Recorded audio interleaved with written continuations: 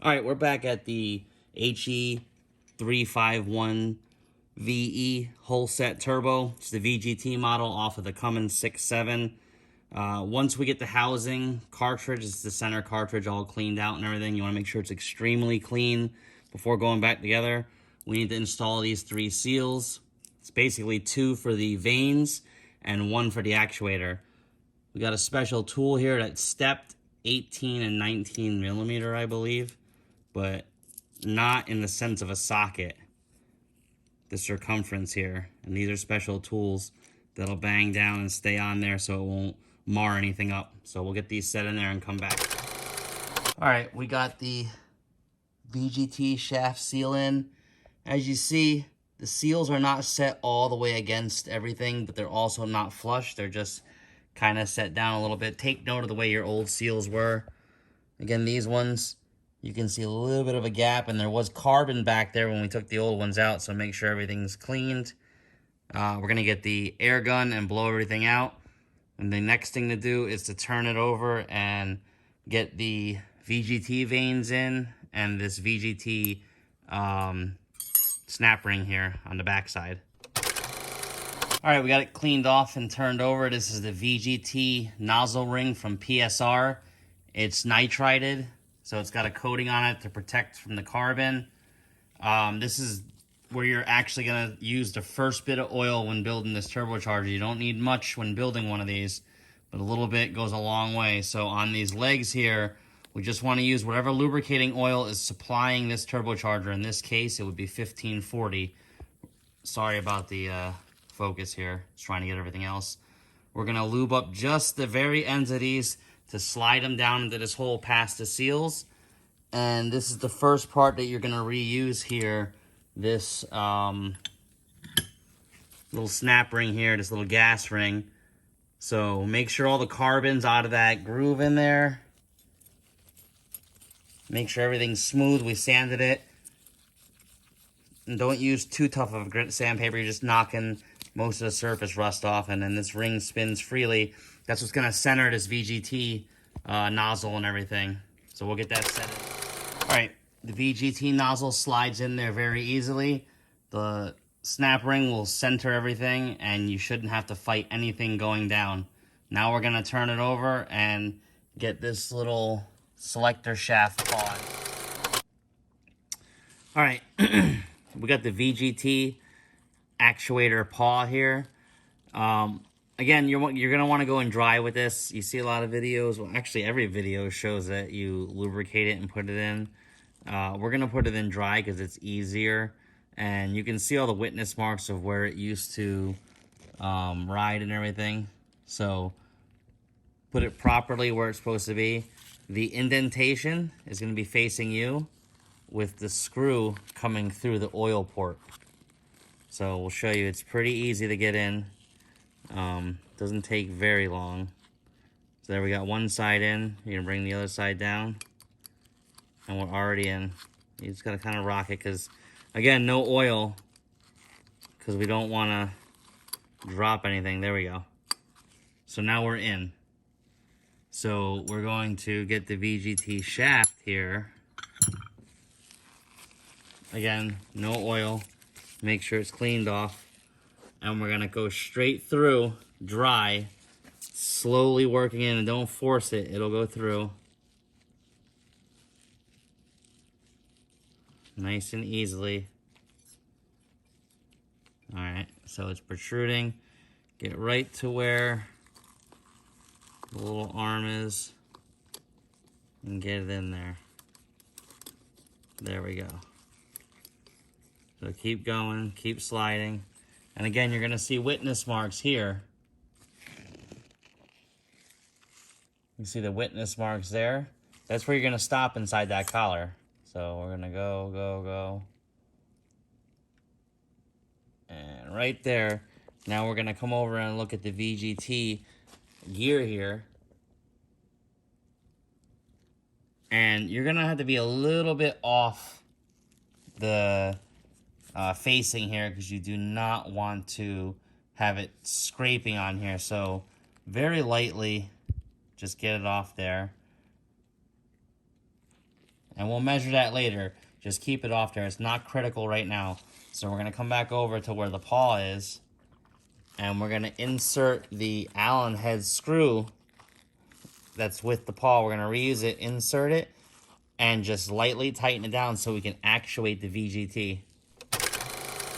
All right, we got the VGT actuator rod in. Right now, the nozzle is all the way out. And we're going to go around and show you over here. We pushed in on the paw, so it's all the way in, which pushes the VGT nozzle all the way out. That's where we want it, because we're going to come down here and we're going to put the Allen screw. It's a 5mm Allen screw with some blue Loctite. We're going to put that in, and if you remember, this was a 9-tooth paw, and we were 4.5 teeth right in the middle when we took it apart.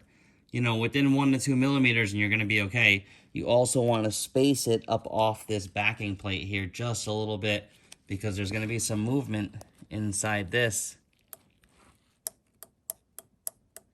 once you tighten it down. So you kind of want to get it in the middle once you get it in there. So we're going to get it all locked in, and then we'll come back and look at it. All right, if you remember from the other video, we were about 4.5 teeth. And this is how it would look when it was on the truck. So we counted 1, 2, 3, 4.5 teeth right there. Lined it up with that crescent moon, half circle, whatever you want to call it there. VGT is all the way in, because this would be with the turbo brake off.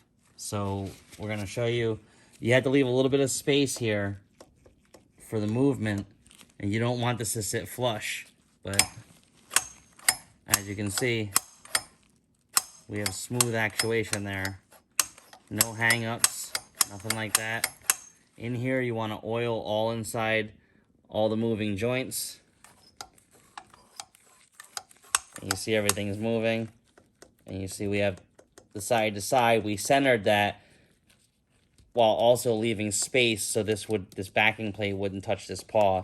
So that plays normal in there. That's what you need, so this thing doesn't get stuck. But we tightened everything down in there. The Allen heads are 5mm. Blue Loctite is fine. Give it a nice, good, snug fit. And you see everything is moving. The VGT is working.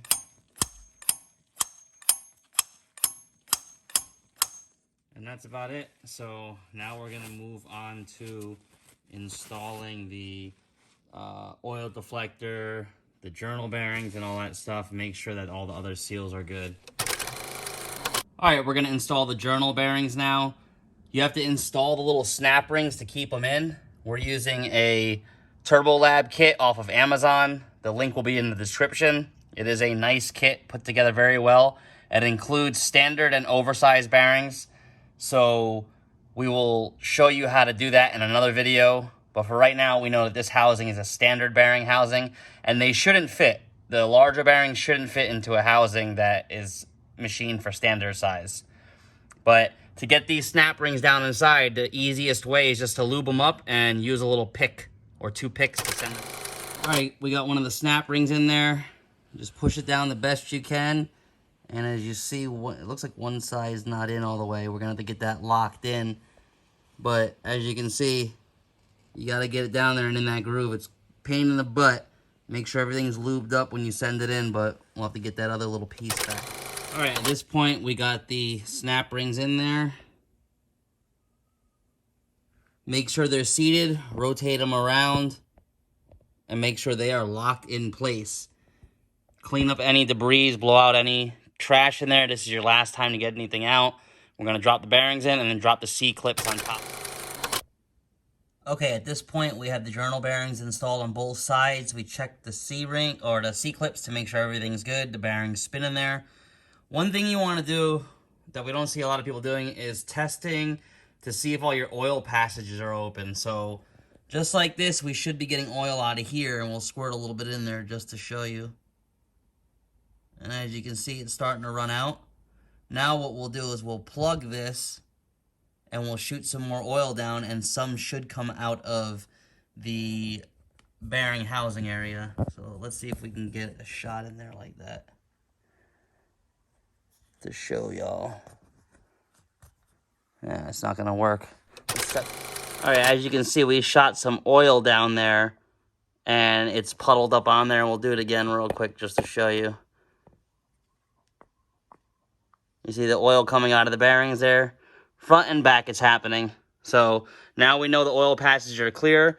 We can move on to getting the turbine housing or turbine shaft and gas ring. We've got the turbine shaft here and the new gas ring on there. And as you can see from the old one just butts together like that. The new one overlaps. So I think this kit is going to correct maybe a little bit of boost creep as well, or it's an upgraded design, because those will lap over each other and not have a gap.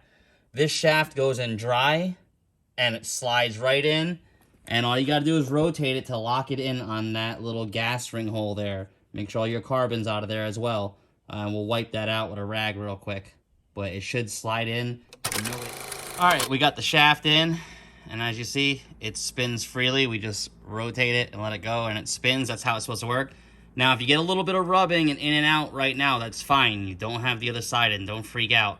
But it should just spin very smoothly by hand, and that's how you know you're set. Coming around to the front, we're going to install the thrust washer spacer here, and it's just a little machine cap that goes on right like that. And then we're going to oil up and throw the thrust washer on. All right, next thing we're working on is the front plate here. You want to make sure that there's no deep grooves inside the neck there. If there is, you're going to have to replace this. Make sure everything's clean. We're going to snap the oil deflector in and the gas ring and collar here. Again, this is a split gas ring, so upgraded design. The oil deflector looks the same, so we'll get all that put together. All right, we got everything set up and oiled. You want to make sure the front of this is oiled really well. Also, if you see there, the oil deflector and the collar go in. They just pop right in very easily, no resistance. Oil everything up. Make sure you put your O-ring around this front plate here and slide it back on, lining up all three of these screw holes with this oil deflector pointing down.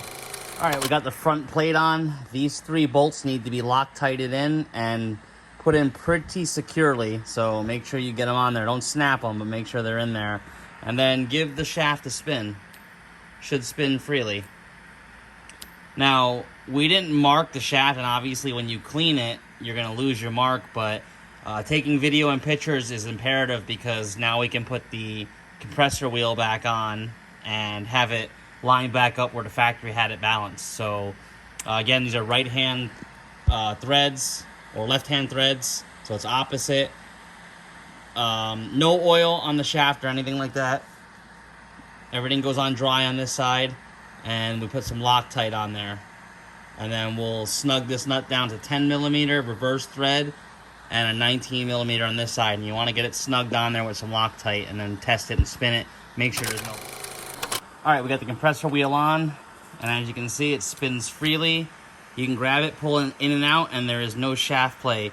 You will get a little bit of side to side because there's no oil in there, but it should spin freely, no binding or anything. You see, we're just gently spinning it, and she spins free. What we like to do now is take a little bit of oil and go right into the oil feed port here, inject it in there, and it's going to fill the chamber to the top there. And as you can see, it's going down now. We'll spin it, and it should be coming out the bottom of the turbo at some point here.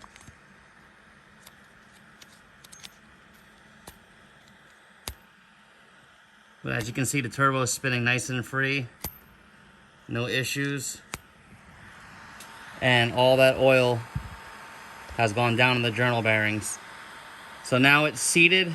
Everything's good. We must work on the rear of the compressor housing now, where the VGT vanes are. And before you set your new vane in, you got to set the plate on there and make sure everything fits good. So we'll get everything set up. All right, so now that we have everything together, the next part we got to work on is dropping the cartridge itself into the turbine housing. And this turbo in particular is special because it has the VGT. With this VGT ring, we have to make sure that it's going to slide off and on this thing.